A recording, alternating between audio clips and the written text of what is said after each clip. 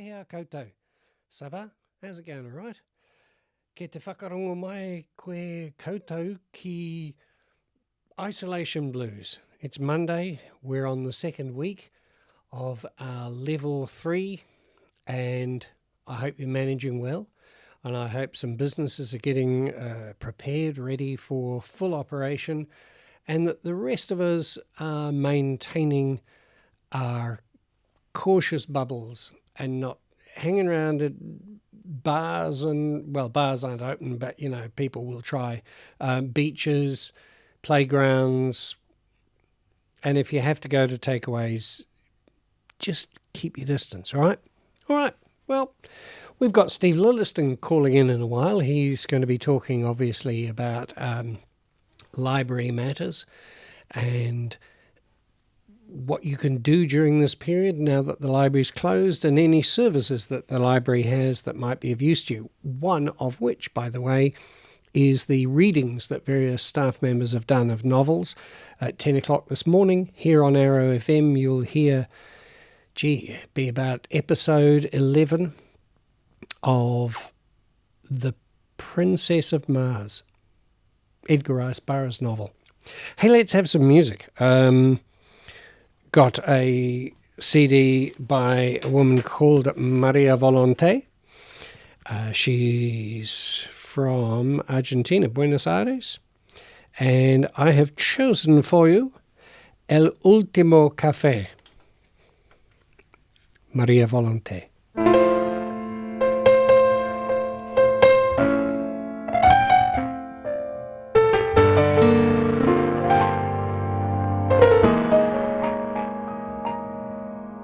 Llega tu recuerdo en torbellino, vuelve en el otoño atardecer. Miro la garúa y mientras miro gira la cuchara de café del último café que tus labios con frío pidieron esa vez con la voz del suspiro. Recuerdo tu desdén, te evoco sin razón, te escucho sin que estés. Lo nuestro terminó, dijiste, en un adiós de azúcar y de hiel. Lo mismo que el café, que el amor, que el olvido, que el vértigo final de un rencor sin por qué. Y allí con tu impiedad me vi morir de pie. Me di tu vanidad y entonces comprendí mi soledad, sí, para qué llovía y te ofrecí el último café.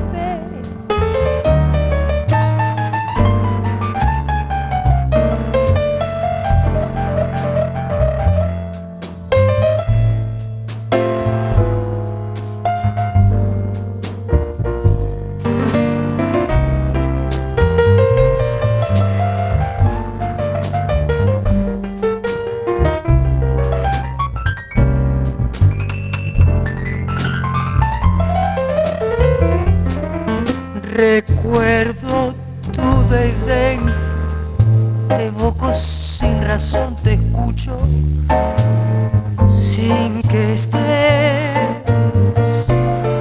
Lo nuestro terminó, dijiste, en un de azúcar y de hiel. Lo mismo que el café, que el amor, que el olvido, que el vértigo final de un rencor sin por qué. Y allí con tu impiedad me vi morir de pie, me di tu vanidad y entonces comprendí mi soledad sin para qué. Llovía y te ofrecí el último café.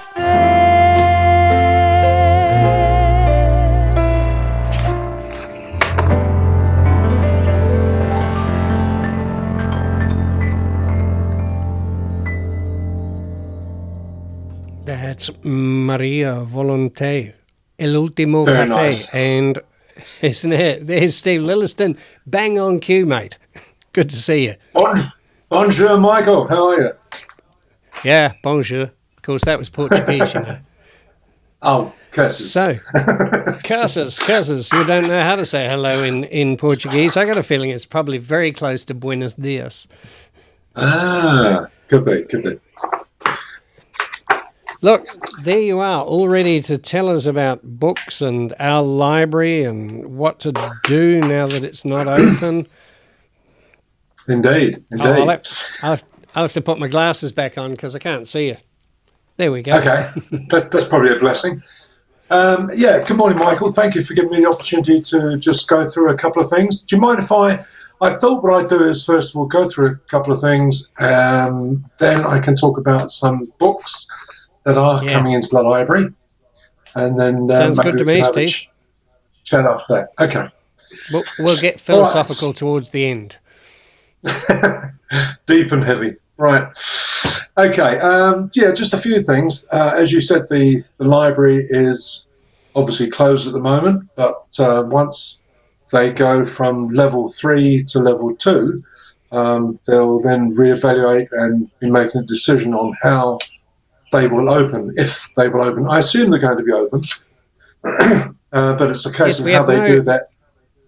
We don't know exactly what happens under level 2, do we? But I think you're probably right. They will open. Yeah, it'll be some form of contactless loaning or something. I'm not really sure. But of course, the library is so much more than just the books. So what they make available, whether they make the online, the computers available, I don't know. But that's all a decision they'll be making on May the 11th, so we have to keep our eyes open for that. But at this stage, if you've got any books out, don't panic, because all books are extended. The loan period has been extended until the 4th of June. So nobody's going to come and knock on your door and ask them for the books back. Right.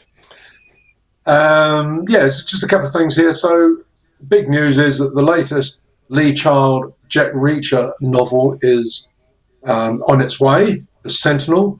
It's due in October. But if you go along to Marston Library's Facebook page, source of all information, you can actually go in there and read the first chapter, give you an idea of what the book's all about. All right. A little taster. Indeed. Isn't that wonderful? For those of you that don't have any books and you're looking to do a bit of reading, through the Marston Library, there's the e-reader called Libby.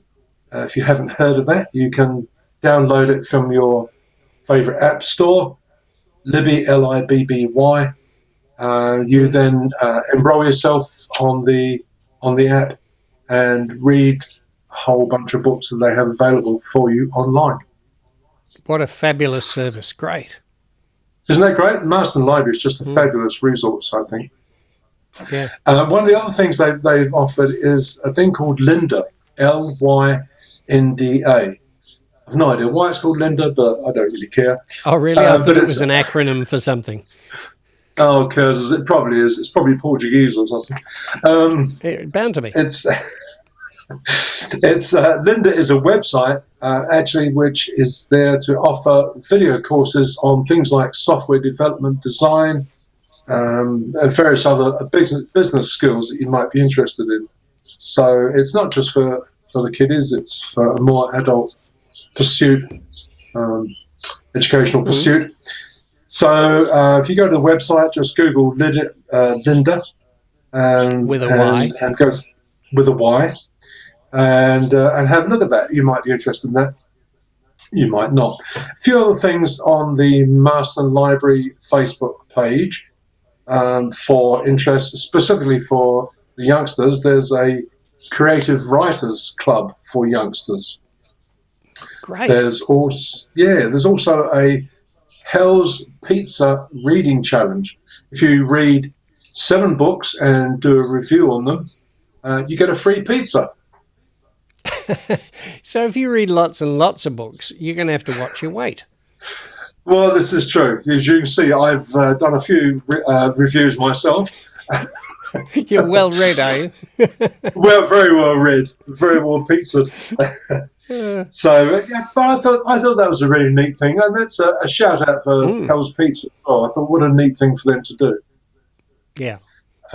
So there are things on the Marston Library's Facebook page. There are DIY projects for children, various craft initiatives, which are fun for the young kiddies, keep them amused.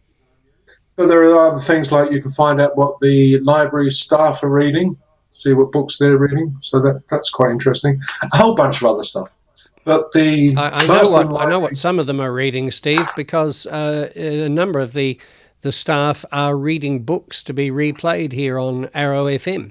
So I know that they're reading The Princess of Mars, Call of the Wild, White Fang, and Pride and Prejudice, all of which are playing on Arrow FM. Oh, okay. I wasn't aware of that. I should have been aware of that, but I wasn't. So, right. That's brilliant. Brilliant. So I went along to the website. I can't go to the library, obviously, which is a favourite thing of mine to do, to go along and ferret through all the books, hundreds and hundreds of books that they get in each month. But what I did was to go along to the website and just pick 4 books, a cross-section of books that they've got available, which I thought our listeners might be interested in. The first one is called The Split by Sharon Bolton. She's an English writer, and among other things, she's a Mary Higgins Clark Award winner. So she's very, very popular. So it's a real thriller. No matter how far you run, some secrets will always catch up with you. The remote Antarctic island of South Georgia is about to send off its last boat of the summer, which signifies safety to resident glaciologist Felicity Lloyd, who lives in fear that her ex-husband Freddie will find her, even out here. To the ends of the earth. Indeed, it looks really riveting stuff. And she's very, very popular. So for fans of Sharon Bolton, The Split is there ready for you to reserve. Well, you can reserve it now. You don't have to wait for the library to open. You can actually reserve it now and pick it up when the library opens. That to the ends of the earth, South Georgia thing resonates with. We watched, the National Theatre in England are making available many of their productions free, yes. And you can go onto YouTube and go to National Theatre, and we watched the Frankenstein the other day, and of course that towards the end has them being. Frankenstein pursuing his monster across the frozen wastes of the Arctic. Fascinating production. Fascinating. Yeah. It's Benedict Cumberbatch, isn't it? I saw the review. Yeah. Of it. Yeah. It's just one of those things I haven't got around to looking at them. I've mixed feelings about it. I think it's pretty good. The guy playing the monster is fabulous. It's really worth it for his performance. and generally it's a really interesting reinterpretation. It's a retelling. It goes, all right, thank you very much, Mary Shelley. Now we're going to rewrite it.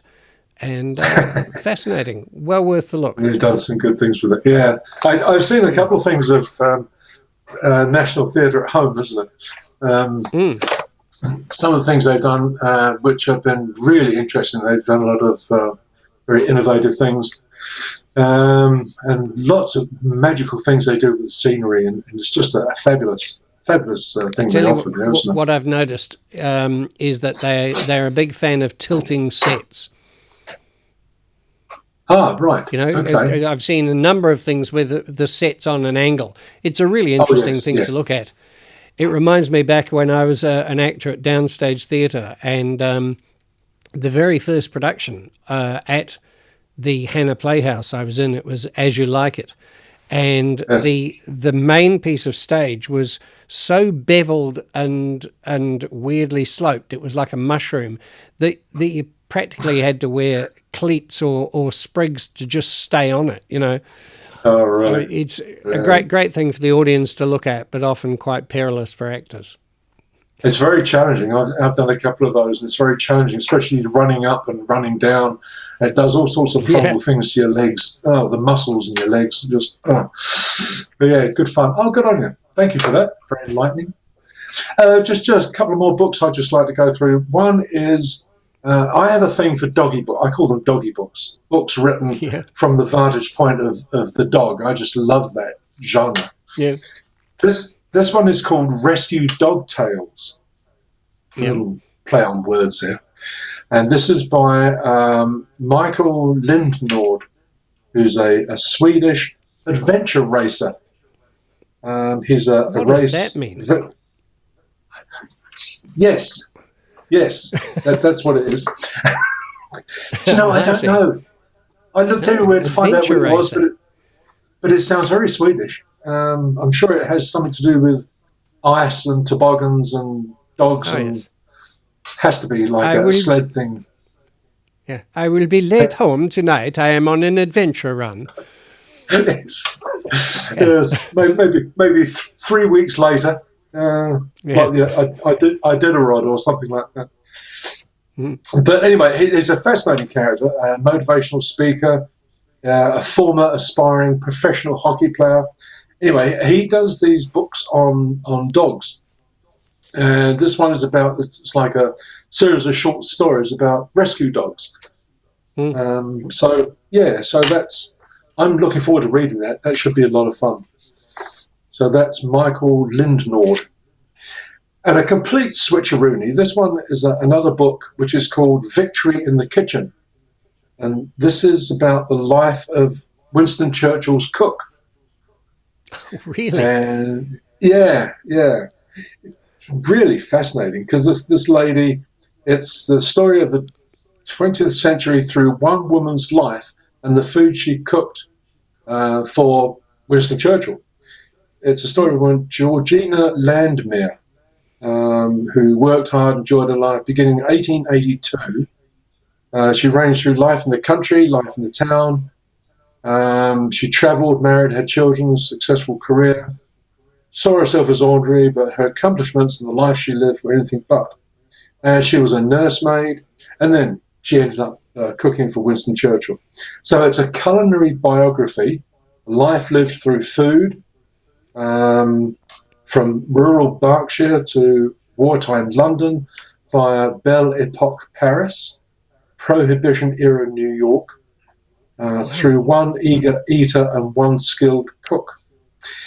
Very and the eager, lady, I imagine. Yes, I can imagine. And the lady that wrote it is Dr. Annie Gray. She's a historian, cook, broadcaster and writer, specialising in the history of food and dining in Britain from around 1600 to the present day. Yes. I thought that was a little bit interesting. Oh, very interesting. I think it's fascinating sometimes to see history from the point of view, not of the history makers themselves, but the people surrounding them, you know, the insights that they can give, even if it's just from a food point of view. My dad, I have to tell you this. My dad, when he was in the army, he was top wine waiter and waited on Lord and Lady Mountbatten and the Duchess of Kent and all sorts of people. And he had a few. Dad was very, very careful about how he expressed his opinion of people, but having waited on what's his name, Montgomery, Montgomery of Alabama. Oh, yes. He said, "Aye, he were a great man." Well, according to him. I love it. Yeah, he was an interesting character, wasn't he? I don't think there were a lot of people that really cared for Montgomery. I mean, he was a wonderful commander, but I don't think he was a very nice human being. No, not at all. Oh, good on you. Yeah, it's like and I can't remember the name of the book, but there's a book about, I think it was Charles I or Charles II's gardener, and that again is look at history from the people around the main figures of history, and that does give an interesting perspective. Yeah. So I had an idea once that I'd like to pursue sometime. I thought, what about somebody who's a cleaner or a maid or a valet or something for some really famous writer, some really good writer, and this person has access to their rubbish bin, and they're forever taking out bits of rejected novels or plays or bits and smoothing them out and reading all the bits that the person threw away. Oh, that's a good concept. I like that. There's and I can't remember the name of the one, Longbourn. If you've ever read Longbourn, and no. that's about Longbourn was where Pride and Prejudice was set. Oh, right. So Longbourn is about the downstairs part of Longbourn, and it's the servants and what they did and how they interacted with the characters in Pride and Prejudice, and that makes an interesting. It's not quite history, but it's sort of history. It's a different perspective, Yeah, that's right. Yeah, and just one other book I'd like to run past you is the Frayed Atlantic Edge, and it's a historian's journey from Shetland to the Channel, and it's by David Ganji. And David Ganji is a senior lecturer in history at Birmingham University, and he's published various history books and so on. But he's also just happens to be a bit of a kayak fanatic, and he goes around the coast of Britain and Ireland and visits the different places along the way, and talks about the different towns and the history of each of those towns. So I thought that was a fascinating concept as well. Again, looking at it from a different perspective. Yeah, the mere fact of doing that in a kayak up in the frozen north. Whoa. Wouldn't be my first choice. No. Yeah. The Frayed Edge is a good name for it too, isn't it? The Frayed Edge, because that's what that coastline is a bit like. Yes, all sort of scratchily and frayed. Yeah, you're right. So I thought that was a little bit interesting. So what a variety of books. Marston's Library has this incredible variety of books for you to get to absorb. So so that's about all I have. I was going to briefly talk about some of the books I've been reading this month. If you're interested, if you're not, of course I am. Yeah, I'm always looking for tips. Yeah. Okay. So I'd be very fascinated to hear what you've been reading. Thank you, sir. All right. Well, actually, a couple of books I've really enjoyed and am enjoying. The Irresistible Inheritance of Wilberforce. Have you heard of that one? No, but is that William Wilberforce, the politician? No. Good. No, it's not. Just somebody who happens to be called Wilberforce. Somebody totally different. All right. Okay. Go for it. So this is written by Paul Torday, who also wrote Salmon Fishing in the Yemen, which you may have heard of. I thought that sounded familiar. Yeah. That okay. name, I mean.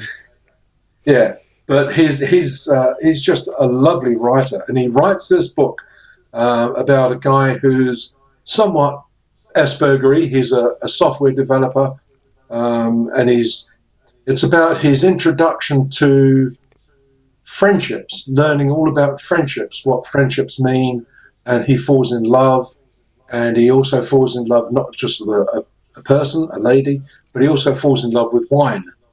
And so that's interesting to find out what happens to him with the wine. But it's written in reverse chronological order, which I thought that was, again, an interesting way of looking at the development of somebody. You see what happens at the end, and then it just goes back in time. Not by huge gaps, just by a couple of years each time. It's written in 4 stages. But I thought that was a fascinating way of writing a book, which I really enjoyed it. I thought it was great. Lovely book. Lovely, well written, lots of visual imagery and lots of deep, meaningful comments about life and relationships and so on. Just lovely. Sounds good. Give us the title again, because I've forgotten it already. It had Will before. So. Yeah. I forget it every time I read it, but it's it's the irresistible inheritance of Wilberforce, and he basically becomes an alcoholic. A little spoiler here, but he becomes an alcoholic, and just what that shape takes is interesting too. So that's the irresistible spoiler, part Steve. of it. Yeah, if it's, you're not really giving us a spoiler if it's done in reverse chronology, are you? No, that's true. That's true. Anyway, lovely book. So that's Paul Torday, and he's written quite a few, including Salmon Fishing in the Yemen, which I look forward to reading. So that's a new author for me, which has been really great. The other new author, at least to me, you've probably read lots of her books, is Jenny Patrick. She's a New Zealand author, right? Yes. This one is Catching the Current. The Denniston Rose is a famous one, I guess. That's right. Yeah, I actually haven't read any of hers, but I know of whom you speak. Right. Ditto. And so I got given this book by a mutual friend, young Angela, out in Carterton. And it's Catching the Current, and this is a really interesting tale set in the 1860s in New Zealand. It follows the progress of a Danish immigrant who from the Faroes, not Denmark. It's from the Faroes, between Iceland and Denmark. He settles in the Faroe Islands. Yeah, I thought for a second I thought you'd whipped over to the pyramids, to the Pharaohs, but I know what you mean. Faroes, I'm sorry. Yes, you're right. Yes. I don't know how they say it. Yeah, I thought it was the Faroes. Isn't that one of the? It's one of the marine. You're probably right. I've never heard anybody pronounce it, so I don't. Yeah, know. I think it's Faroes. Anyway, but it's an interesting thing because it follows his travels from Wanganui to Foxton. And he's pursued by a fellow countryman who wants to bring him home because he's needed back home to do whatever they want him to do back home. So, shoulder his responsibilities. Yes, something along those lines. But it examines, and it's the Danish settlement in Foxton with the Maori at the time. So it's very interesting from a historical point of view. A lot of factual stuff that she puts in there. But again, I love her writing. It's just so interesting. Jenny Patrick. So in the course of this lockdown, I found 2 new authors. So that can't be bad, can it? Yeah, that's great. So that's all I've got for you, Michael. I don't have much to report. Okay. Well, when we last spoke, I was talking about American Dirt, which was the novel about people basically escaping drug lords in Mexico, and it's a fabulous book, well worth the read. apart from that, I'm in the middle of something. I don't want to give the guy a bad rap, so I'm just saying I won't even say what it is, but it's, it's getting me through. Okay. What we have done recently, we've just begun watching a television adaptation of a novel that we've both read, Sally Rooney's Normal People. Have you read that? Never heard of it, no? Yeah, Irish writer, and very good, very assured writing. And they've just made it into a TV series, which we began watching. It's on, is it on TV On Demand? I think it is. Yeah, Normal People by Sally Rooney. It's, I guess it's about it sounds a bit corny, young people first kind of experiences of sex and love and all that sort of thing, but Right. beautifully realized, really very, I don't know, great deal of insight. There's been a bit of people going, oh, I don't know about those sex scenes, because there they are, sex scenes, and you have to sit there and watch them. But they are telling a truthful and insightful story. So I really would recommend it. And then go to the book. Go to the book anyway. So that's all I've got, except to say that I had to go at Hilary Mantel's latest Doorstopper. And having read the other two and really enjoyed them and enjoyed Bring Up the Bodies, I'm beginning to feel with this one, in fact, that it was... Look, lots of people will love it. It's beginning to feel like her obsession, and I'm not sure if I share it anymore. I always worry any book where you've got to memorize people's family trees and their relationships to each other begins to feel like it's a little beyond my aging grey matter. So A bit of a chore. I tossed it. Yeah. Yeah. And it made a big bang when I tossed it too. It's really big. But she's That's all I got. going to make she'll make lots of money out of it, which is really good. Oh, she will. And look, she can write. There's no doubt Yes. about that. And man, can she research. But I went, thanks for the first two, but I just don't know if I got the stamina for this one. No, I've looked at Hilary Mantel and I've Wolf Hall. I thought it was a fascinating book. I've never read it, but just looking at it, I think I don't know if I start this. I don't know whether I'll ever get through it. And certainly Bringing Up the Bodies and then the latest one, it probably ain't going to happen. Yeah, But, Bring Up the Bodies, I think, is interesting. really good. So is Wolf Hall, but I've reached the end. Hilary and I are parting ways. Fair enough, too. Fair enough. All right, sir. Well, look, great to hear. Just to be reminded of all the things that the library does, even during this difficult time. And as you say, I guess as we go to level 2, it might be a bit like the places like the chemists and things, where they've got a little table outside and there's no contact, but you can still grab your books and things, bit of hand sanitizer, and off you go.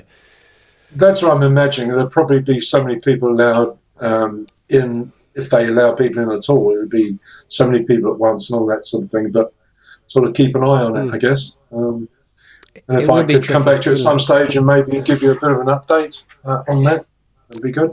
We'd love that, Steve. I speak on behalf of your audience and your fan base, of course, and we'd love it. Excellent. Thank you, sir. All right. Thanks. See you around, Steve. Bye. And thank you very much for giving me a chance to do this in between the normal programs. Pleasure. It's great. See you later. Thank you, Michael. Catch you later. Bye-bye. Steve Lilliston there. And lots to think about, lots to read, lots to do during this period. And let's foster some good reading habits and keep them going into the future. Moving into the future. That's what we're doing now, because I'm off. Veronica's back. She's bringing her bubble with her, and instead of being all on my own here, I'll have Veronica, who's been working from home, and I must say very efficiently, but now she's going to be here, and there's a lot for us to tackle. All right, that's it from me. Talk to you again tomorrow when I hope to be speaking with Graham Joyce, who's the manager of Coast Access Radio in Kapiti. Talk to you then. Bye.